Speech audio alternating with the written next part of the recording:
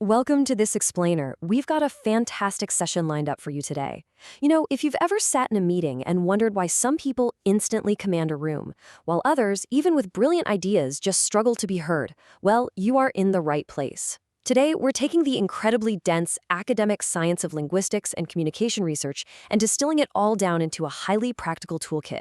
We're talking real, actionable strategies for everyday life and high-stakes workplace mastery. We're going to unpack executive presence, the true science of vocal authority, and the actual mechanical gears of persuasion. So here is our roadmap for today. We're going to kick things off by busting a massive nonverbal myth. Then we'll explore the actual science of voice, rethink those dreaded filler words, break down the mechanics of storytelling, and finally, learn how to establish true institutional authority. All right, Module 1, the nonverbal communication myth. Okay, so you have almost certainly heard of this one. It usually pops up in corporate training seminars or gets traced back to that famous 1960 televised debate between Nixon and Kennedy. I'm talking about the infamous 55-38-7 rule.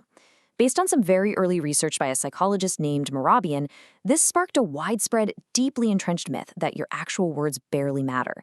The idea is that content accounts for just 7% of your impact, while body language and voice carry the rest of the weight.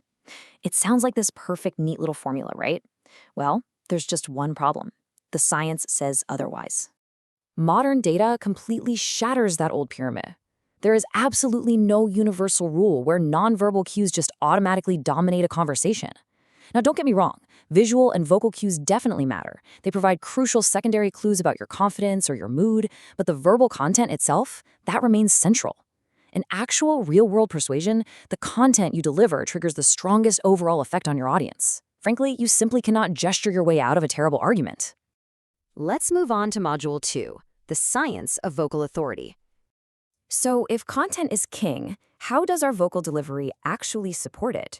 Well, a fascinating real-time response experiment by Jacob and his team back in 2011 really hit the nail on the head. They tested audiences using different delivery styles and found that explicit vocal emphasis and active gestures do make a speaker seem way more vivid, powerful, and self-assured. It gives you that undeniable executive presence. But, and this is a massive but, here is the catch. Those cues do not necessarily improve how the audience perceives your accuracy, your thoroughness, or your authenticity. So to put that into perspective, a strong, authoritative downward inflection makes you look incredibly powerful for sure, but it is your rock-solid content that makes you genuinely credible. Next up, Module 3, rethinking pauses and fillers. We literally all use filler words, whether we're leading a high-stakes board meeting or just navigating small talk. Words like or, inevitably slip out. But we really need to ask ourselves, do they actually destroy our perceived credibility as much as traditional public speaking coaches claim? Are we just dealing with bad nervous habits, or do these little words serve a hidden functional purpose? Surprisingly, cognitive science throws a major curveball here. Instead of seeing these as just annoying mistakes, researchers classify them as preventatives. And preventatives are highly sophisticated conversational repair mechanisms.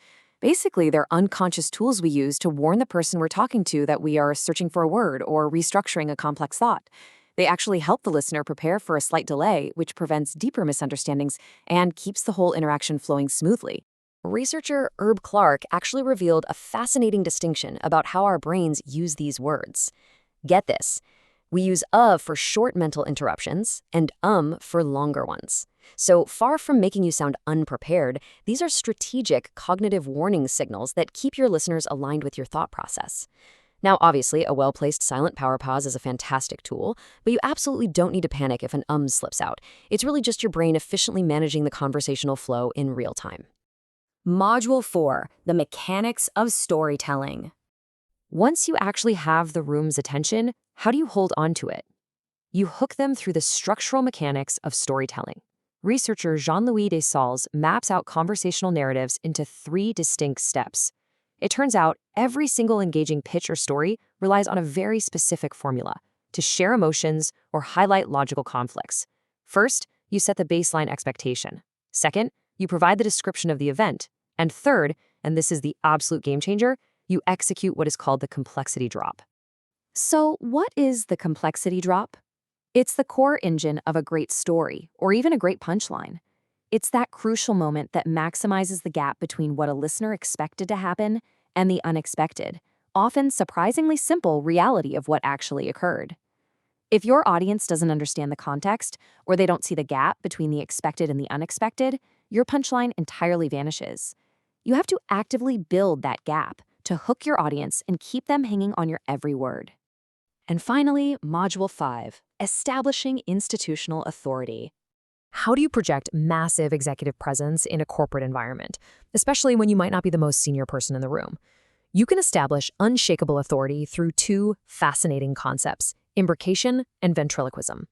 Imbrication is when you subtly layer in other figures or established principles as the co-authors of your position, instantly amplifying your clout. Ventriloquism is exactly what it sounds like. It essentially means staging a rule, a specific expertise, or even your entire company to speak literally through your words. You aren't just giving your personal opinion anymore. You are voicing the data, the policy, or the organization itself. It's an incredibly powerful way to frame your arguments during high-stakes dynamics.